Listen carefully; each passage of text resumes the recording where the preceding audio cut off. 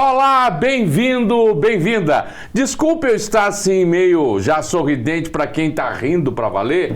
É que eu tô com um cara do meu lado aqui, nada sério, na verdade na minha frente, que tá me perturbando por causa do celular dele que não para de tocar, gente. Pelo amor de Deus. Assim é complicado iniciar um programa. Mas de novo, bem-vindo, bem-vinda, você está no Eureka na TV. E hoje, né, eu estou aqui com um convidado, o professor Laércio, bem-vindo, Laércio. Bem-vindo, nada sério, nada sério. Nada sério, professor Laércio. Mas, professor Laércio, que junto comigo, mais o professor Marlos, mais o professor Toniolo, temos aquele programa, né, o Eureka no rádio. Qual é o Toniolo? Desinformações. Toniolo para os íntimos. O Tony. Toniolo. O Totô. Olha, se você ligar na 97.1, a FM, 5 para as 7, na beiradinha das 7 da manhã, está chegando no colégio com seus filhos, vai nos ouvir também. Exatamente. E sempre discutindo temas de educação, né? Sempre falando sobre educação, que é o campo de atuação do Eureka há já 20 anos, já estamos indo para 21 anos, completaremos, né? Já estamos aí na maioridade. Minha idade, não, foi minha idade. A sua idade. Ah. Por favor, diretor, por favor, dá um close na criatura não. e mostra os cabelinhos brancos vamos dele. Pro conteúdo. Não, eu faço... Não, aqui quem manda no programa sou eu. Tá bom. Quem manda... Mostra os cabelinhos brancos da criança. 21 anos de idade. Com licença, close em mim, por favor. Nem a pau, Juvenal. Não, mas eu tenho cabelo bastante, então vamos lá. Bem, quer dizer, acho. Eu acho, né? Seguinte, cara, hoje nós vamos conversar sobre um assunto que repetidamente cai em provas de Enem, não só Enem, vestibulares, e que é um assunto de fundamental importância para a gente entender a sociedade em que nós vivemos, né? E aí eu gostaria, Laércio, que inclusive você tem assim uma colocação que eu acho muito legal com relação ao que diferencia o assunto que nós vamos tratar, que é Revolução Industrial. Nós tivemos algumas revoluções industriais. O que diferencia uma revolução industrial de outra? Antes de nós começarmos, essa definição de Revolução Industrial. Vamos lá. Uma das situações, para ter uma revolução industrial, tem que ter uma energia. Não sou o que estou falando, tá? Tem uma leitura que se faz. Diversos pensadores pensam assim. Por exemplo, para ter acontecido a primeira Revolução Industrial, para ter a invenção das fábricas, entendo a invenção de fábricas, máquinas, né? Para ter essa invenção, foi necessário nós, seres humanos, popularizarmos uma energia, que foi o carvão. Sem isso, não teria. Uma fonte de energia. Automaticamente, porque a gente usava o carvão antes, mas não na máquina. Não a máquina fazendo não o meu serviço. As fornalhas das máquinas, de uma máquina. Né? Então, foi essa sacada que teve de fazer uma máquina trabalhar para mim usando uma energia e não a minha energia braçal. Porque antes eu era um artesão e de repente eu passei a ser um trabalhador industrial. E é importante também que você junte essas duas, essa questão agora do fato da energia, porque daí tem a segunda e abre aspas a terceira, que ninguém me provou ainda que existe a terceira, ninguém me provou, quando eu parto do princípio da energia. Daí eu estou falando para o aluno pensar, já juntar os nós depois no final, pelo seguinte: na COP de Paris, na COP do Oriente Médio e na próxima COP que vai ter no Brasil, no ano que vem, na Amazônia, a grande questão é a descarbonização do planeta. E a descarbonização do planeta está associada à Revolução Industrial, que foi justamente o uso do carvão e, na sequência, o uso do petróleo. Mas só quero deixar esses dois nós, um em cada canto, que depois seria precisa juntar. A primeira e a segunda revolução. Por quê? Primeira, carvão, segunda, petróleo, e depois a gente junta esses dois nós aí. Exatamente. Bom, mas vamos falar sobre a primeira revolução industrial. Mostra aí o primeiro slide para nós, meu diretor, por favor. E ali nós temos, diz ali, marca as transformações ocorridas na sociedade a partir do nascimento das fábricas. É importante primeiro que a gente pense assim, a palavra revolução, o que quer dizer a palavra revolução? Quer dizer grande transformação, né? Ah, mas não quer dizer guerra? Não. Quer dizer grande transformação. É que, por vezes, para que haja uma grande transformação, é necessária uma luta armada, né? Mas não é o caso aqui. Ninguém fez guerra na indústria, né? Então, vamos lá. E ali tem um termo que é colocado, o nascimento das fábricas. Por que esse termo? Esse termo foi colocado por um historiador chamado Dedeca. Ele escreve um livro, inclusive, Nascimento das Fábricas, onde ele nos explica que as fábricas, elas foram pensadas, elas foram articuladas, elas foram gestadas para ser da maneira como são. Por isso, nascimento das fábricas. Porque um cara chamado Adam Smith, que aparece ali no slide, ele disse, a riqueza não vem do ouro, a riqueza não vem da prata, a riqueza não vem da agricultura, a riqueza vem do trabalho, capaz de gerar produtos com valor de mercado. Esse cara é muito comunista. Muito comunista, é verdade. Esse cara é muito comunista. É. E o Marx é muito capitalista. Exatamente.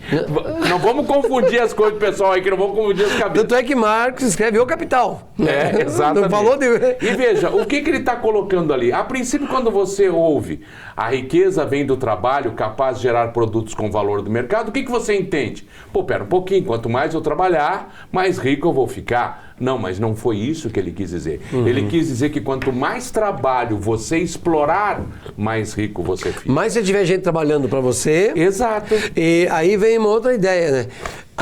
Até uma ideia judaico-cristã, que se eu trabalhar eu ficarei rico. Se fosse assim, os garis seriam as pessoas mais ricas dessa cidade. Os que mais trabalham, né? Estou dando um exemplo básico, tá? O gari. Ou aquele cara que está na tua frente, puxando um carrinho de papelão, com 3 crianças em cima, num sol de 62... Trabalhando enlouquecidamente. E você dentro do carro, com ar-condicionado, ouvindo uma música. Então, só para a gente pensar quem trabalha mais, essa história de trabalho. Mas eu estudei. E aí ele se volta à exploração do trabalho. E ora, como é que você vai explorar trabalho? Vai concentrar mão de obra em um único lugar, dar um horário de entrada, um horário de saída e dizer quanto você quer de produção. Esse local é a fábrica. Essas pessoas estarão trabalhando para você, você está explorando o trabalho destas pessoas. É isso que vai ser colocado em prática a partir da Revolução Industrial. Além da nova fonte de energia, o carvão, também essa característica com o nascimento das fábricas por conta das próprias fornalhas, né, alimentadas pelo carvão, que vai possibilitar que as grandes máquinas toquem adiante e funcionem, né? E lembrar, até ali era artesanal. Eu sabia o processo inteiro. Eu tinha que ir atrás da matéria-prima para ácido óculos, eu tinha que desenhar ácido óculos, eu tinha que fazer a lente, eu tinha que testar isso. Tá pronto, eu fazia tudo. Sim, e por quê? Porque os meios de produção estavam nas tuas mãos. O que são os meios de produção? Ora, a matéria-prima, as ferramentas ou as máquinas e as instalações, o local de trabalho. Com esses 3 nas mãos do artesão, de quem é o produto acabado? É do artesão, ele vai vender pelo que ele quiser. O que acontece na fábrica? Ele já não é mais o dono dos meios ou bens de produção. As instalações, o local é do dono da fábrica. As máquinas ou ferramentas do dono da fábrica. A matéria-prima do dono da fábrica. Quando ele terminar o produto, está pronto e acabado, é dele agora? Não, é do dono da fábrica. Sim. Ele alugou apenas o saber fazer dele, a capacidade de trabalho. A força de trabalhar. Né? Exatamente. O conhecimento até dele, né? Que ele está colocando ali. Vamos adiante para o próximo slide? Vamos lá? Bem, então correspondeu a substituição das ferramentas pelas máquinas, o que você falou, a energia humana por outras formas de energia motriz, e a produção doméstica, o artesanato, pelo sistema fabril. Sistema de Mas não é banal essa palavra, artesanato e fabril. O aluno tem que ficar muito atento a isso. É que esses meninos e meninas que estão hoje aí, que vão para o vestibular, eles não têm noção do que é um artesão. Essa palavra eu anotaria, tá? Eu anotaria com muito carinho. E como é que eu posso definir artesão? Aquele que pega a matéria bruta, digamos assim, né? E transforma em um produto utilizável. Por exemplo, um alfaiate pega o tecido e transforma em uma roupa. Não, antes disso ele tem que transformar em fiação. Exato. Ele tem que pegar o algodão, transformar em fio, Sim, e daí na fazer. roupa. É uma coisa muito mais complexa. Imaginou você ter que ir a um sapateiro, coloca ali a patinha, o sapateiro desenha teu pé, né? Desenha o teu pé, número tal, volta daqui a 10 dias, daí tem o sapato pronto para você testar. Eu terei que confeccionar o teu sapato. E talvez eu tenha que, porque ainda o couro não terminou de secar, sim, de curtir, para daí eu ter o seu. Ele faz todo o processo. Faz todo o processo. Ele pega a matéria bruta, por exemplo, um carpinteiro, ele pega a matéria até bruta, a madeira, corta a madeira até chegar ao móvel que você quer, que você encomendou. Esse é o artesão. Esse modelo de trabalho desapareceu. Olha, a vez mais recente que eu fui um alfaiate deve estar perto dos 30 anos. É verdade, eu acho que por aí. Eu fui fazer... Depois disso, eu entro numa loja, tem 250 tipos de calça para eu provar. Sim. Porque a máquina faz em série. O artesão nunca repete. Outro detalhe, o artesão nunca fará... É uma peça exclusiva. É exclusiva, né? Ela é exclusiva. Mas eu sei em Londres que tem um sapateiro, eu sei em Paris que tem um cara que faz óculos.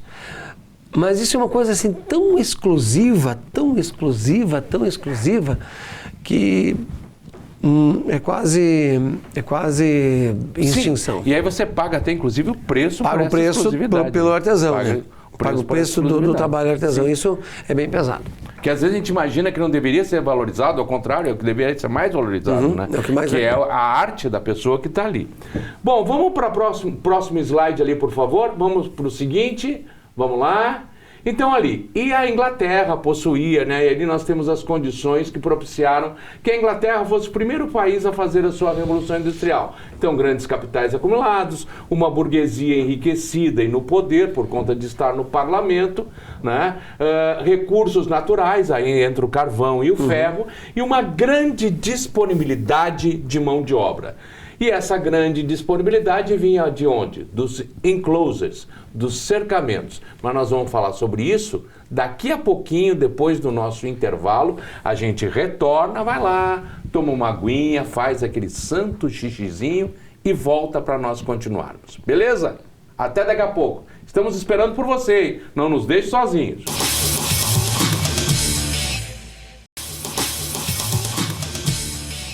E estamos de volta, viu? Foi rapidinho, foi vapt-vupt, como dizia um programa aí, né? De quem era mesmo, escolinha do professor Raimundo. Acho que era alguma coisa por aí, mas o vapt-vupt do gênio Chico Anísio. Mas estamos de volta para continuar o nosso papo, eu e o professor Laércio, História e Geografia aqui, fazendo um bate-papo a respeito de Revolução Industrial. Importante para você que está se preparando para a sua prova de Enem, para o vestibular, assim como você que gosta de conhecimento, gosta de cultura, estamos aqui conversando, batendo um papo a respeito. E nós estávamos conversando falando sobre como a Inglaterra se tornou o primeiro país a fazer a sua revolução industrial. Primeiro, tinha uma burguesia instalada dentro do parlamento, legislando, digamos assim, causa própria, o que vai ajudar muito. Tinha grandes recursos armazenados, tinha fontes de energia, o carvão, também tinha o ferro para ajudar na produção das máquinas e tal, e uma grande disponibilidade de mão de obra. E essa grande disponibilidade de mão de obra veio inicialmente dos chamados enclosures, os cercamentos, que eram o quê? Para a criação das ovelhas que vão gerar lã, muitos proprietários de terras, grandes proprietários de terras, cercavam suas terras para justamente a criação desses animais, a alimentação desses animais. E no final das contas, o que acontecia com o trabalhador da terra? Ele era expulso. E essa expulsão de gente, né, criou uma grande quantidade de pessoas sem um trabalho, desvalidos, que acabaram se encaixando muito bem como uma mão de obra que seria fornecida para as fábricas. Certo? Bem, e a partir daí, vamos para o próximo slide então, vamos lá. E nós temos aí os enclosures. Deixa eu então. só volta um pouco, volta no slide anterior, quero só fazer um comentário. Só volta no slide anterior aí, ó. Onde que está escrito ali carvão e ferro, só entendo uma coisa. A Inglaterra fez um mapa da sua geomorfologia, para dizer onde que tinha o terreno sedimentar e onde tinha ferro e carvão. O Brasil só vai fazer um mapa do seu terreno nos anos 40 com o professor Haroldo de Azevedo. Então, veja, eles valorizam muito a cartografia. 100 anos de diferença aí para mais? Mais. Eles tinham um mapa já há 200 anos. Porque eles fizeram isso no século XIX ou no século XVIII? Nos anos 1700 eles já estão mapeando. Já no século... e nós já nos não. Anos Sim, 1700. porque senão você não sabe nem que está a matéria-prima. Claro, lógico. E segundo ponto, a Inglaterra, eles não são ricos porque eles trabalharam. Vamos lá, de novo. Eles não são ricos porque eles trabalharam. Foi porque depois que Espanha e Portugal deixou de ser potência marítima, eles exploraram, estou usando um eufemismo, eles roubaram a África, a Ásia e parte da América. E para aquele tamanhico de ilha, pelos continentes que eles roubaram, eles colocaram muita riqueza dentro da sua ilhazinha, a qual eles estão gastando até hoje. Sim, essa riqueza. Tinham colônias no mundo inteiro. Não, né? Não é porque eles são bons, porque Deus os abençoou. Tanto que eles vão dizer, não há lugar do mundo que o sol banhe que não tenha um pedaço do Império Inglês. Um instante, naquele mesmo instante, né? Exatamente.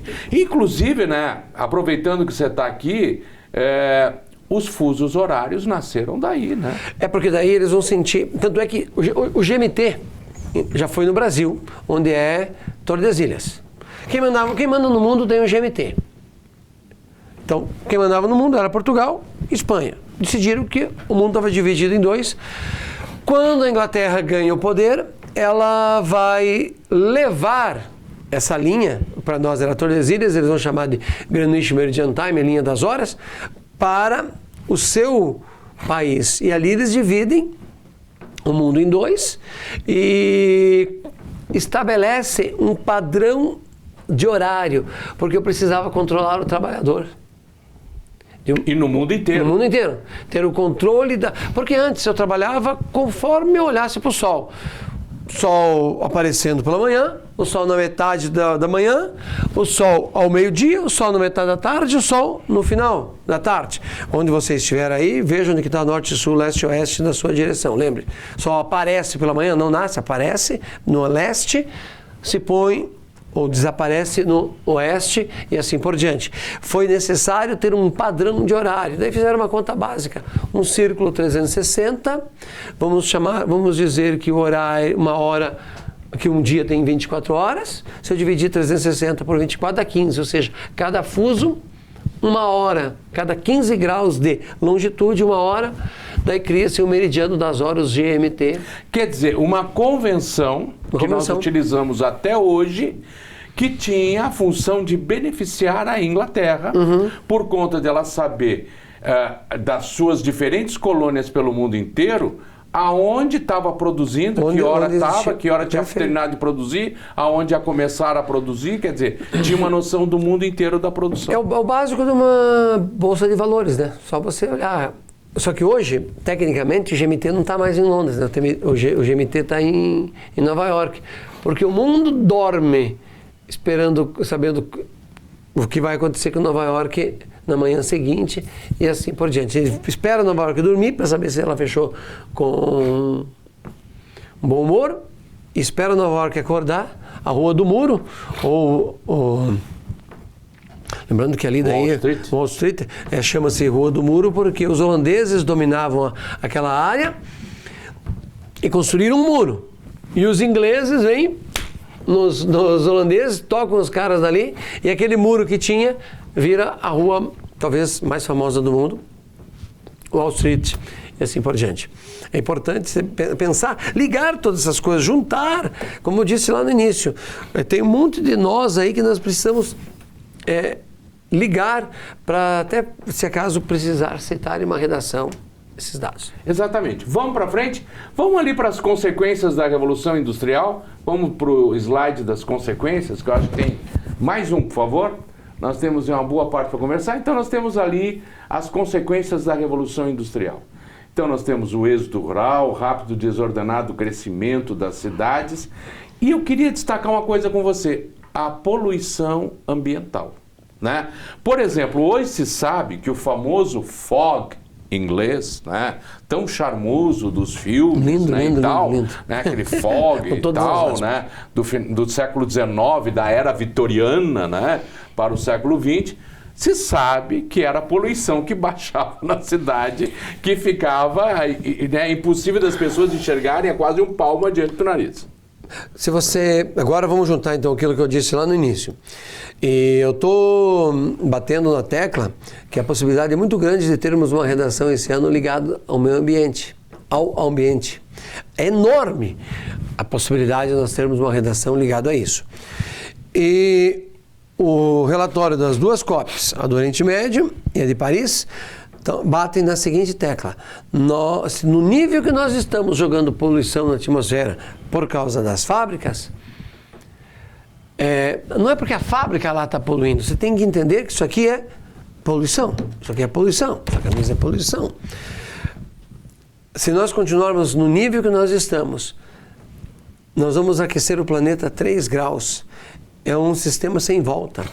A briga seria que nós não aquecêssemos 1 grau, chegássemos num grau de aquecimento até arrumarmos uma solução, porque é fato, nós vamos modificar o ambiente, vamos modificar a paisagem. Não, e eu acho que o mais negacionista dos negacionistas não tem como não perceber que o clima está mudando, está mudando profundamente. Há poucos dias, vamos, dependendo do horário que isso vai, vamos imaginar no mês de maio, janeiro, fevereiro, março, abril, tanto abril, maio, já troquei, já me perdi aqui, no mês de maio, a região de Santa Catarina perdeu muitos animais, frangos, por exemplo, com ventanias.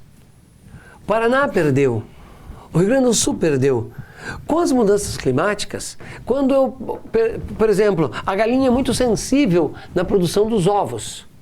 Se o frango que é sensível na produção dos ovos não produz ou morre por causa do calor, o que acontece? Inflação na sequência. Sim, claro. Se morre o porco, morre o gado, se diminui o produto, ou se não chove, não tem soja, todo mundo comeu soja hoje vai comer. Como assim? Como não como soja? Come sim. Ou no óleo, ou na carne do boi, ou na carne do frango, assim por diante. Então, nós temos que achar um meio de descarbonizar o planeta. Tá? Descarbonizar. Então, lembrando aqui, o mês de janeiro, mês de fevereiro, mês de março, mês de abril, e continua aí para maio, junho, julho, você vai ver quantas pessoas tiveram problemas no Brasil e que gerou aumento do valor da comida. E a bronca, como é que nós vamos resolver para descarbonizar esse planeta até 2030, que faz parte de um projeto da ONU, diminuir o nível de carbono na atmosfera, CO2. Mas as pessoas têm que entender isso. Tem que participar. Tem que entender, tem que participar. É aquela história, é como o racismo, não basta ser contra, tem que agir, né? Agir. E nós temos que agir. Se não, olha o que está acontecendo com o nosso planeta, olha a forma como o clima está mudando de uma forma absurda. Para de tratar a natureza como coitadinha. A natureza não é coitadinha, estou um pouco me lixando para a natureza, abre aspas. A natureza não precisa de nós, quem precisa dela... Exatamente. Inverta isso, inverta esse pensamento. E para a gente não ser um eco chato, né? A natureza não precisa de mim, não precisa das minhas atitudes. coitadinho da florzinha ou coisa parecida. A natureza... Ela sobreviverá, nós é que não. Nós que dançamos. Ela se adapta. Ela se adapta, nós é que não. Né? Bom, vamos lá, vamos continuar ali nas consequências. Próximo slide, por favor. Próximo slide, por favor. Vamos lá. Ou mesmo... O próximo slide, ou mesmo... Algum... E pulou. Não, vai ser lá na frente. Pra frente. Voltou. Isso, vai indo. Isso aí. Mais um. Aí, beleza. Aí. Então, veja, a evolução dos meios de transporte, comunicação e desenvolvimento da ciência em todos os campos. Perfeito. Quer dizer, né? E, claro, o surgimento do proletariado. Quem é o proletário? Né? A proletário vem da palavra prole, filhos. Aquele que fornece filhos para o trabalho. E todo o trabalhador assalariado é um proletário. Não importa se é do campo ou da cidade. Você recebe um salário, você é um proletário. Não importa o tamanho do seu salário. Ele é um salário, você é um proletário. Que o brasileiro tem uma certa dificuldade para entender isso, né? Ele não consegue se entender, às vezes, como um proletário. Ele acha, porque ele está num determinado nível, não, é o salário, amigo. Senão, você é o empresário. Você é o empresário, você é o que paga salário, não é, né? Então, é o proletário. Perfeito. Você tem os dois lados. Joia? Encerramos por aqui? Fechamos. Beleza? Voltamos num próximo programa, seguindo em frente com revoluções industriais. Num próximo programa estaremos com a segunda revolução industrial. Não perca, hein? Obrigado, Laércio. Um abraço. Esteja conosco. Até o próximo programa. Tchau, tchau.